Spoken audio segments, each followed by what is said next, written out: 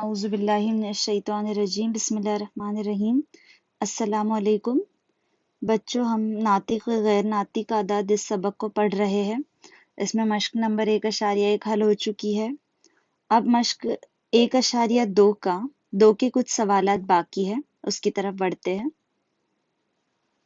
यहाँ पहला सवाल जैसे हमने छोड़ दिया था वो कुछ इस तरह है, नफी 7 और नफी 2। इसमें छोटा बड़ापन दिखाना है। तो देखिए, हम पहले भी पढ़ चुके हैं कि तफरीक में जो अदद जितना बड़ा होगा उसकी कीमत उतनी ही छोटी होगी। यानी हर जोड़ी में बाएं जानिब का अदद दाएं जानिब के अदद से छोटा होता है। अब बाएं जानिब कौन सा अदद होगा अददी खत पर? इस तरह मैं देखूं तो यहाँ नफी 2 मौजूद होगा और यहाँ नफी 7 है ना। तो बाएं जानिब का अदद दाएं जानिब के अदद से छोटा होता है। बाएं जानिब का अदद यानी नफी 7 नफी 2 से क्या है, छोटा है। तो नफी 7 छोटा है नफी 2 से।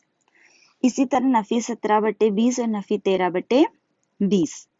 तो यहाँ भी तफरी मनफी में जितना अदद बड़ा है उतना ही अदद वो छोटा है। तो कौन सा अदद छोटा है? नफी 17 छोटा है और नफी 13 बड़ा है। यहाँ देखिए इनके नसबनुमा सेम है, तो हमें इनके शुमारे कुनिंदा से छोटा बड़ापन तय करना है ना। यह नफी 17 क्या है, बड़ा है, सॉरी छोटा है, और नफी 13 बड़ा है। और जिस अदद का शुमारे कुनिंदा बड़ा होता है वो कसर भी बड़ी होती है। तो नफी 13/20 क्या है, बड़ी है, और नफी 17/20 छोटी है। इसी तरह देखिए, अब यहाँ नसबनुमा अलग है।